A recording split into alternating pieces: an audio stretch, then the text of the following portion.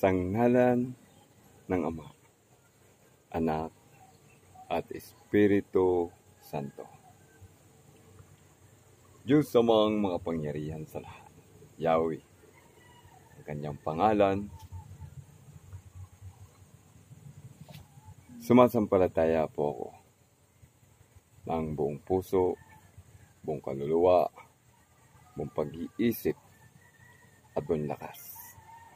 Sapagkat papasalamat po ako sa buhay na ipinagkaloob mo niyo po sa akin.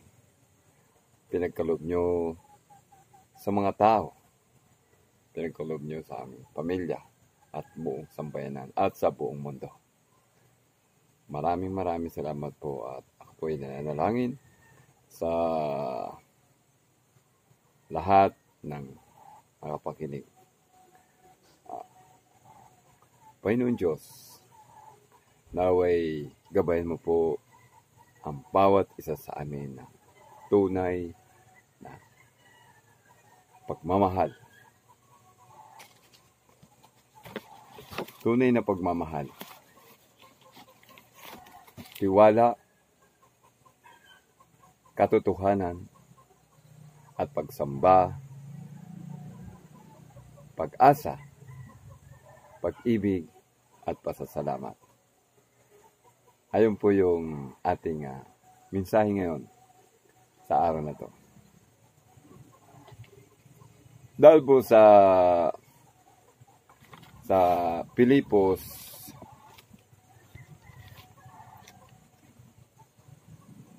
sa tiwala ng ating Panginoon sa Pilipos 1 hanggang 6.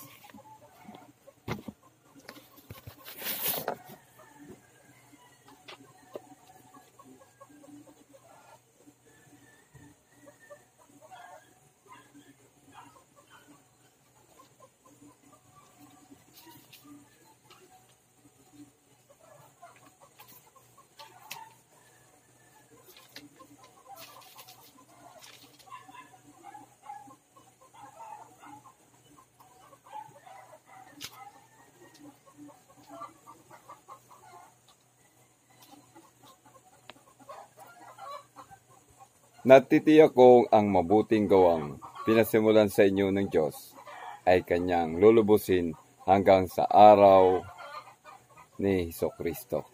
Ayan. Ayan na, malinaw na pinahayag niya rito. Natitiyak kong ang mabuting gawang pinasimulan sa inyo ng Diyos ay kanyang lulubusin hanggang sa araw ni Hesukristo. Ibig sabihin, hanggang sa pagdating ng ating Panginoong Hesukristo ay inaasahan natin yun. Lulubusin niya yun. Hanggang sa pagdating niya, lulubusin niya yun hanggang sa pagdating niya. Ang katotohanan naman, ayon sa katotohanan, sinabi ng ating Panginoong Diyos Kristo na ako ang daan. Siya ang daan ng katotohanan at ang buhay. Walang makakapunta sa Ama kundi sa pamamagitan niya. Kung kilala niyo na siya, si Kristo, ay makikilala niyo na ang kanyang Ama. Yun po ang mga dapat nating pag-usapan ngayon. Dahil ang katotohanan, ang katotohanan ay nasa kanya. Ang pag-ibig ay nasa kanya. Ang pagmamahal sa bawat isa ay nasa kanya. Kaya siya yung daan. Ano ba yung mga daan? Maraming ibig sabihin ng daan. Pinagmumulan siya ng pagmamahal, pag-ibig, pagmamahal sa kapwa, pagmamahal sa sambayanan, at pagmamahal sa kanyang mga anak, gaya natin. Ano nga ba yung katotohanan? Ang katotohanan na ang salita ng Diyos ay may katotohanan. Ang salita ay ang Diyos. Ang Diyos ay ang salita. Yun yung mga katotohanan. Yan. Sapagkat, ang sabi dito sa, dito naman sa tagumpay, kung paano naman tayo magiging matagumpay sa ating mga ginagawa. Ano na ba yung mga tagumpay na ating mga ginagawa? Basahin natin sa 1 Juan 5:4.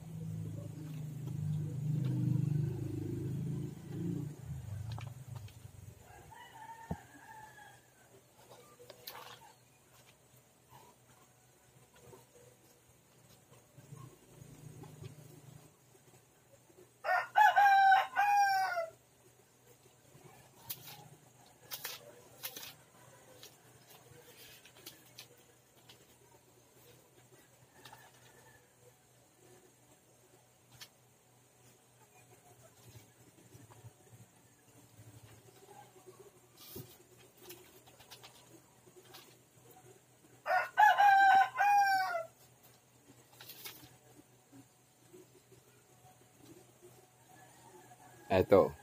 1 Juan 5:4. Ibig sabihin, ang sinasabi dito sa tagumpay, sapagkat napagtatagumpayan ng mga anak ng Diyos ang sanlibutan. At nagtatagumpay tayo sa pamagitan ng pananampalataya. Tayo, mga anak ng Diyos, ay napagtatagumpayan natin ang kanyang mga salita. Ibig sabihin, ginagawa natin, mga pagtatagumpay ng mga anak ng Diyos sa sanlibutan. Yung mga sa simula pa, ay nandoon na tayo sa Kanya. Naglilingkod tayo, nagsisimba tayo sa araw ng Kanyang kapahingahan. Ginawa ng Diyos ang langit at lupa, mga tao, hayop, halaman, araw, at ilog at karagatan. 6 na araw. Ibig sabihin, nagpahinga siya sa loob ng 7 araw, kaya ganun din tayo. Pagkalipas ng 6 na araw, tayo po ay magpapahinga at maglilingkod sa ating Panginoong Diyos na nasa langit. Siya po yung paglilingkuran natin dahil siya yung tunay na Diyos na makapangyarihan sa lahat. Basahin po natin ang Korinto 15, talata 57 at 58.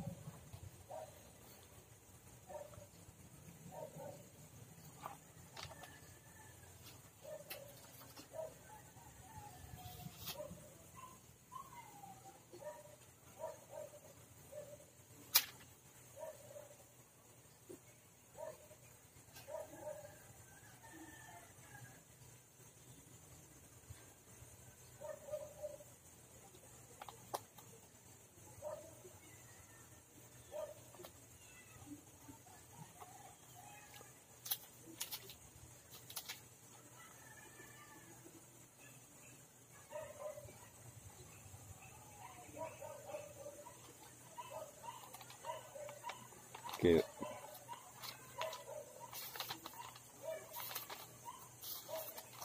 Pinsi.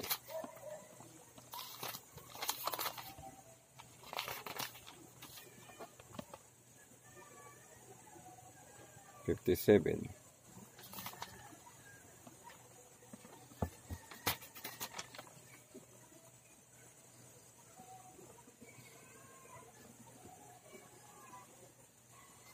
$7 to $58.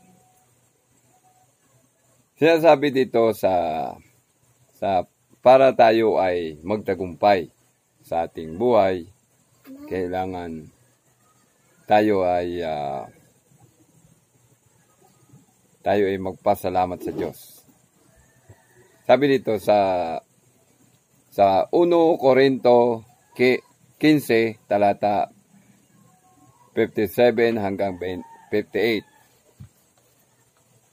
Magpasalamat tayo sa Diyos sa nagbigay sa atin ng tagumpay sa pamamagitan ng ating Panginoong Hesukristo. Ulitin ko, magpasalamat tayo sa Diyos na nagbigay sa atin ng tagumpay sa pamamagitan ng ating Panginoong Hesukristo. Yan. Kaya nga, mga minamahal kong kapatid, magpakatatag kayo at huwag matinag. Maging masipag kayo palagi sa paglilingkod sa Panginoon. Dahil alam ninyong hindi masasayang ang inyong pagpapagal para sa Kanya. Kasi sabi dito sa mga minamahal kong mga kapatid, magpakatatag, ibig sabihin, kahit anong mga pagsubok ang dumating sa buhay ninyo, ay kailangan maging matatag kayo sa isa't isa, sa paglilingkod sa ating Panginoon at sa ating kapwa, paglilingkod sa ating mga pamilya. Yan, huwag tayong matitinag, magpakatatag tayo. Yan ang sinasabi, magpakatatag tayo.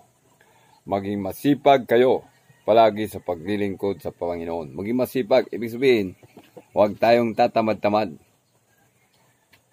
Pag nakita natin yung mga tao, bigyan natin ng pagpapangaral sa kanila upang sila ay matuto sa mga salita ng Diyos. Matuto sila upang mapalapit sila sa Panginoon. Ayan.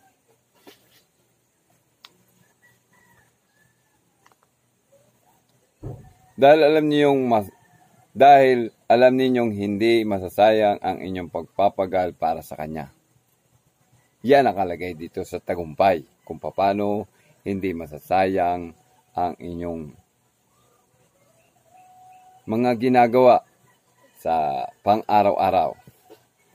Dahil susuklian ng ating Panginoong Diyos ang kanyang pagpapagal.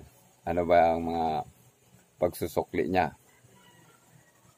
Kaya nga, sabi niya, sa Juan 13, 3:16, ganun na lamang ang pag-ibig ng Diyos sa sanlibutan. Kaya pinadala niya ang kanyang bugtong na anak na si Jesucristo upang ang sino mang sumampalataya sa Kanya ay maliligtas at magkakaroon ng buhay na walang hanggan. Yan po ay ang pagtatagumpay ng isang tao. Ano pa? Sa pagsasamba na naman, ganito, ang pagsamba, mababasa natin sa Juan 4:23. Sa pagsamba.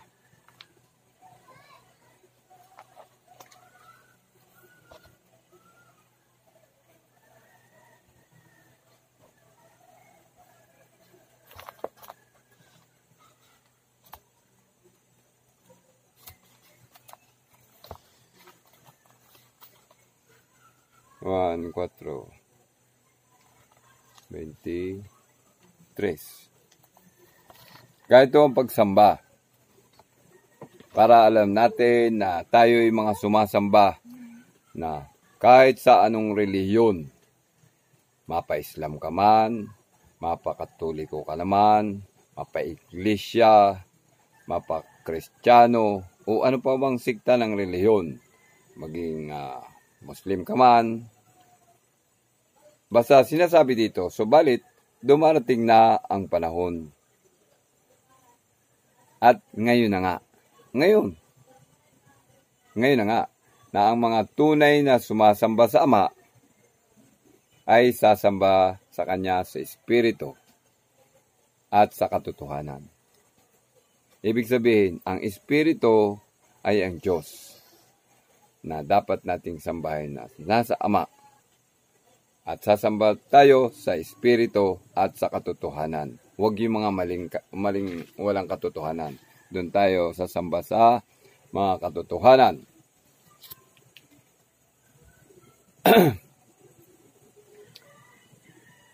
Sapagkat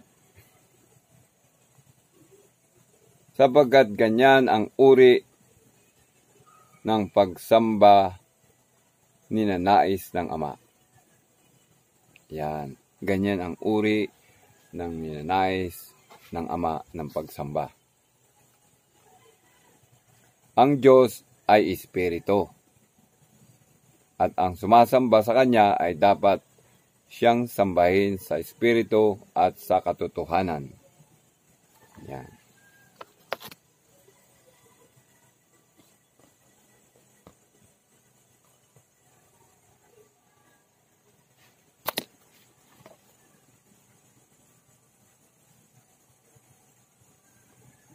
Sabi dito, ang Diyos ay Espiritu.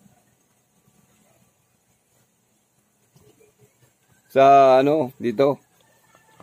Sa Juan 4:23. Ang Diyos ay Espiritu at ang mga sumasamba sa Kanya ay dapat siyang sambahin sa Espiritu at sa katotohanan.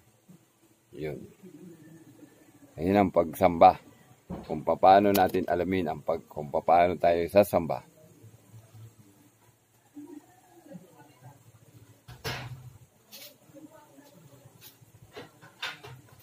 Sambahin sa Espiritu at sa katotohanan.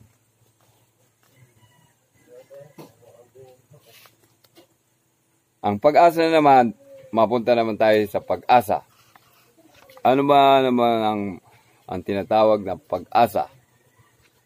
Basahin natin sa Roma 5:5.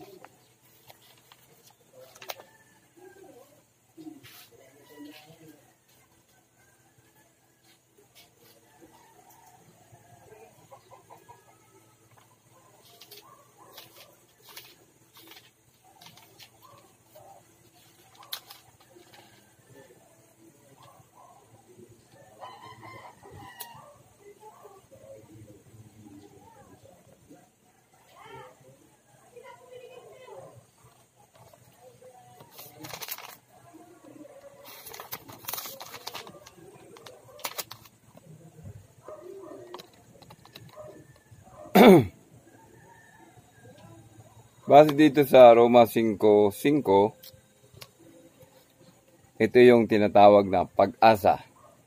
Para magkaroon tayo ang bawat isa sa atin ng pag-asa. Ito yung pangahawakan natin kung paano natin hahawakan ang pag-asa. At hindi tayo binibigo ng pag-asang ito, sapagkat ang pag-ibig ng Diyos ay binubuhos sa atin mga puso sa pamamagitan ng Espiritu Santo na ipinagkaloob niya. Maliwanag. Kaya tayo, mga sumasampalataya sa Diyos, kailangan mayroon tayong pag-asa. Hindi lang tayo sumasamba para lang tayo halimbawa, malibang o baliwala, pero kailangan sumasamba tayo na mayroon tayong pag-asa. Ano ba yung mga pag-asa yung inaasahan natin? Yung tinatawag na sabi, ang pag-asa ay yung pagdating ng ating Panginoong Hesukristo. Ang pagdating ng ating Panginoong Hesukristo, yun yung tinatawag na sa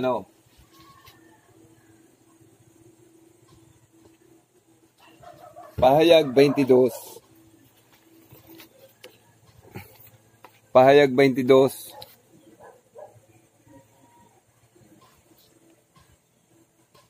12:13. Ayan, basahin natin ha.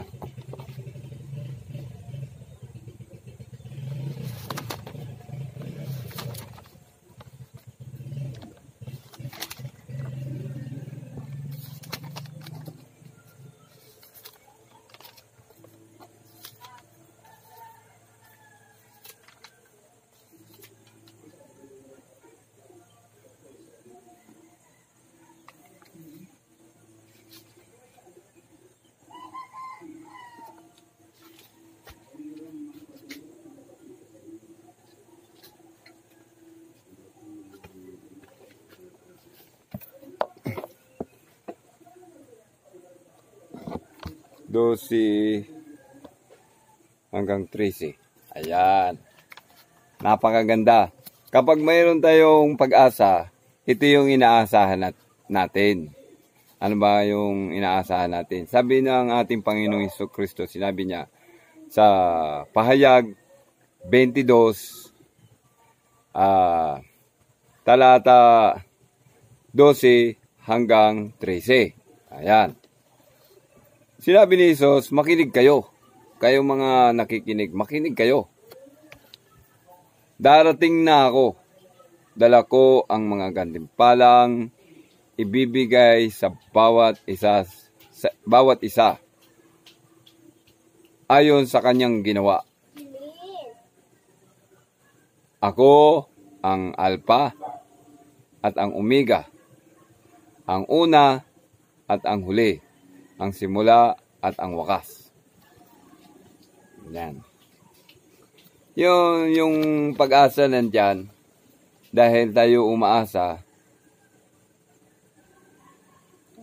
tayo, nandun yung kailangan, ano ba ang ibibigay sa atin? Kung gumawa ka ng mabuti sa iyong kapwa, may gantimpala ka. Ayan, dala ko ang gantimpalang ibibigay sa bawat isa. Di ba? Kung gumawa ka ng masama, may gantimpala ka na ibibigay sa iyo, ang Diyos. Bibigyan ka ng masama din ang ibibigay sa iyo. Kung nagtanim ka ng mabuti, ay mabuti rin ibabalik sa iyo. Kung nagtanim ka ng masama, masama din ang ibabalik sa iyo. Yan ang gantimpala. Yan. Ngayon, kung gusto nyo talagang malinis talaga, masumunod tayo, yung tinatawag na makakarating tayo sa bagong Jerusalem. Ano ba yung mga bagong Jerusalem? Ang bagong Jerusalem ay wala nang doon. Wala nang buwan, wala nang araw. Wala nang mga simbahan. Wala na yun. Kasi ang magsisilbing liwanag doon ay ang kordero ng Diyos. Alam niyo po ba ang kordero ng Diyos? Siya yung magbibigay sa atin ng regalo. Di ka na mag-aalala. Sabihin, wala ka ng problema. Wala kang Judith sa motor. Wala ka ng Judith sa motor. Wala kang Judith sa bigasan mo. Wala kang Judith sa mga ulam mo. Pagkain. Wala kang Judith sa inutangan mo. Wala ka ng Judith sa Meralco. Wala ka ng Judith sa tubig. Lahat wala ka ng Judith. Sapagkat pinahira na ng Diyos ang inyong mga luha. Papahirin niya ang ating mga luha sapagkat ibibigay na sa atin ang kanyang regalo na hindi na tayo iiyak, hindi na tayo luluha. Nandun na yung pamumuhay na ating malalasap na kaginawaan sa bawat isa sa atin kapag tayo ay sumunod. Diba? Yan ang gantimpala at pag-asa na binigay sa atin ng Diyos.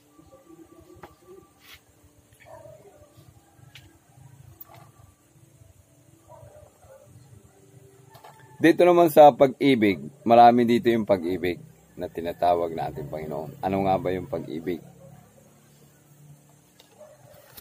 Dito, nakasalalay dito ang Juan 3:16 na sinabi niya, ganun na lamang ang pag-ibig ng Diyos sa sanlibutan.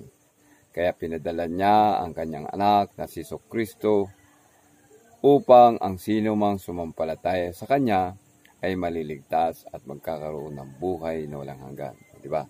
Yan ang pag-ibig. Dito yung sa pag-ibig, Juan, basahin natin sa Juan 13, talata 34 to 35.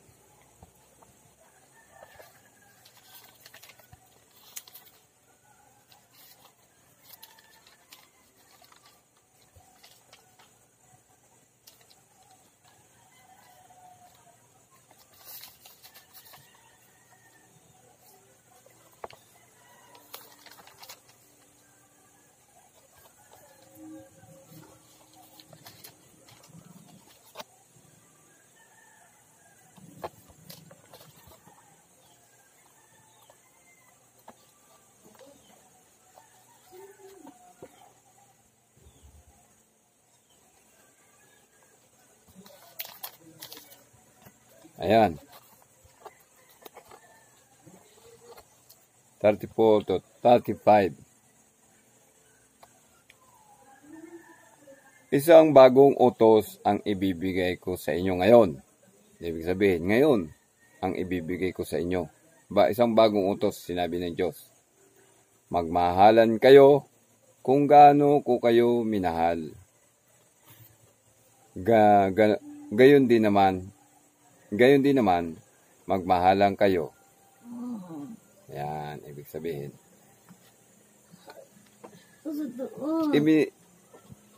Magmahalan kayo. Ibig sabihin, huwag mong aawayin ang iyong kapwa. Huwag mong aawayin yung mga pamilya mo, mga kaibigan mo, o sino mang mga naging kapitbahay mo. Huwag mong aawayin. Sinabi dito magmahalan kayo. Kung gaano ko kayo minahal, gayon din naman, magmahalan kayo. Sinasabi. Kung kayo may pagmamahal sa isa't isa, makikilala ng lahat na kayo ay mga alagad ko. Ayan. Ibig sabihin, kapag tayo ay pagmamahal sa isa't isa, makikilala ng lahat na kayo ay mga alagad ko. Mga tauhan tayo ng Diyos. Tayo ay mga alagad, tagasunod. Yun ang sinasabi dito sa Juan 4, talata 23 hanggang 24.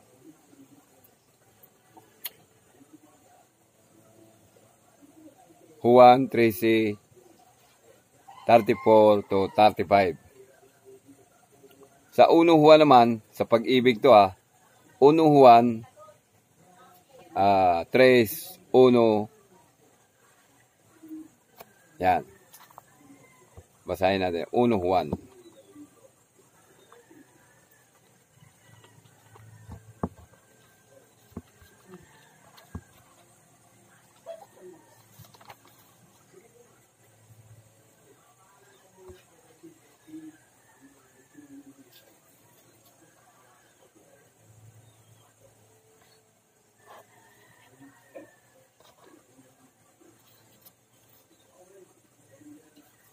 Juan 3, talata 1.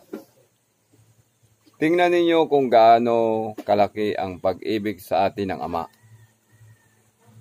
Ibig sabihin, tingnan natin kung gaano kalaki ang pag-ibig sa atin ng Ama. Tinatawag kayong mga anak ng Diyos. Tinatawag tayong mga anak ng Diyos. At iyon nga ang totoo. Iyon nga ay totoo. Ako na ang cellphone ko na.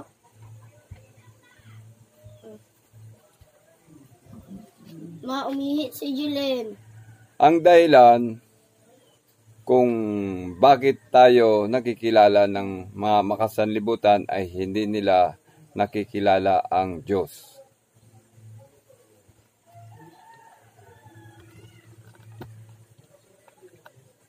Sa 11 naman, talata 11,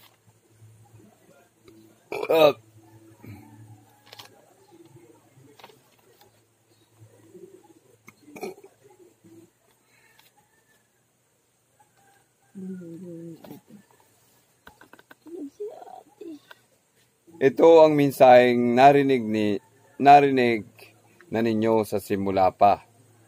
Magmahalan tayo. Ayan. Ito yung nakalagay dito. Ito ang mensaheng narinig ninyo sa simula pa. Ibig sabihin, noon pa ay sinasabi ng Panginoon na magmahalan. Mahalin nyo ang iyong kapwa. Huwag niyong papatayin. Huwag niyong sasaktan. Dahil may batas tayo dyan.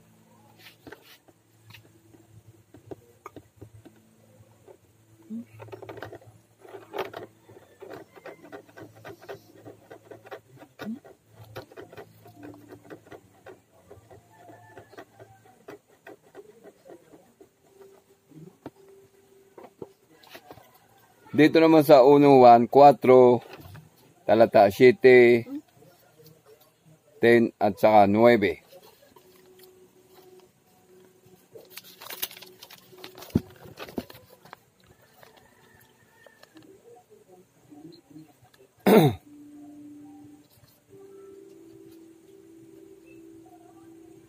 Dito sa 7, mga minamahal, mag-ibigan tayo sapagkat mula sa Diyos ang pag-ibig.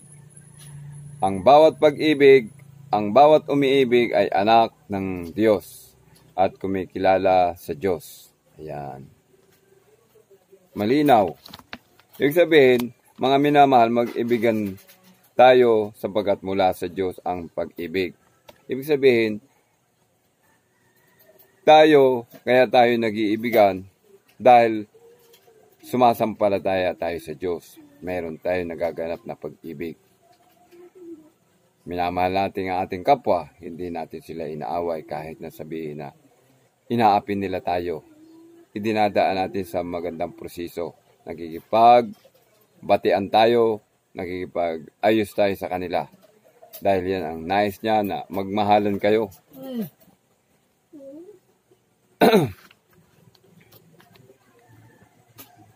Ang hindi umiibig ay hindi kumikilala sa Diyos. Ibig sabihin, ang hindi umiibig ay hindi kumikilala sa Diyos. Oh, ito hindi umiibig Masabi siya tayo, kung pawit ka din, pawit ka na sabi, pawit ka din.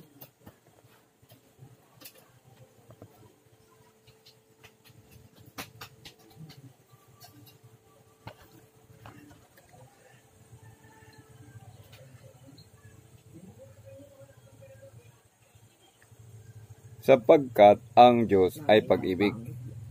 Alam niyo na. Kaya ang sinasabi dito sa Biblia, ang hindi umiibig ay hindi kumikilala sa Diyos. Kung ikaw man ay hindi ka umiibig, ay hindi ka kumikilala sa Diyos. Sapagkat ang Diyos ay pag-ibig. Sapagkat ang Diyos ay pag-ibig. Ayan. Panis na to? Ha? Ano to? Panis na to? Pwede ba? Kumain pa nga ako dyan Napapanis siya ang gawa nung kulang sa inin.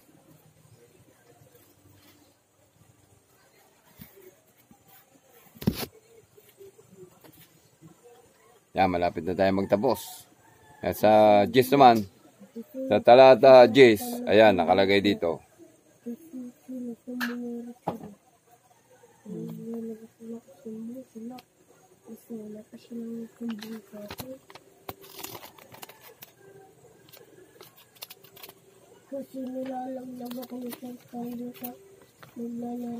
Ang pag-ibig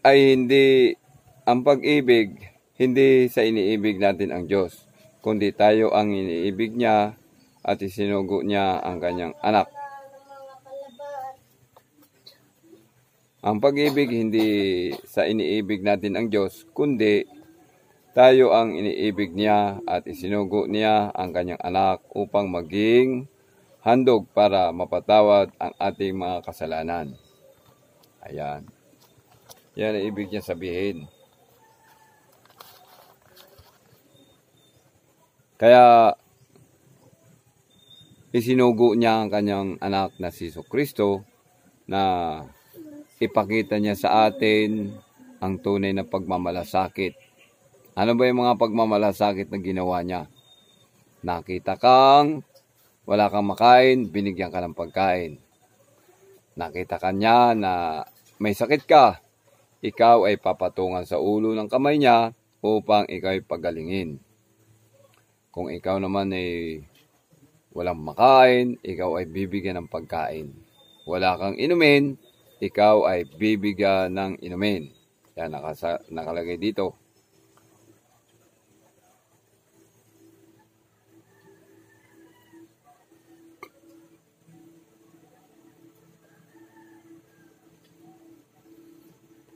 Ang pag-ibig ay hindi sa iniibig natin ang Diyos, kundi tayo ang iniibig niya at isinugo niya ang kanyang anak upang maging handog para mapatawad ang ating mga kasalanan. Tayo man may maraming mga kasalanan. Ang Diyos lamang ang nakakaalam ng ating mga kasalanan. Sa isip, sa salita, sa gawa, tayo ay nagkakasala. Pero ano nga ba ang ginawa ng ating Panginoon? Tayo ay pinatawad. Pinatawad niya tayo sa ating mga pagkakasala. Pero mayroong pagkakasala na pinapatawad. Mayroong pagkakasala na wala ng kapatawaran. Ano na nga ba yung walang kapatawaran na sinasabi ng Diyos? Ang sinasabi ng Diyos na wala ng kapatawaran ay yung lumapastanganan sa pangalan ni Jesucristo. Wala na pong kapatawaran yun. Lumuhod ka man sa Kanya, yakapin mo man siya, dahil siya ay nilapastanganan mo na, hindi ka na mapapatawad, kundi ikaw ay mapupunta na sa apoy ng karagatan. Doon ka na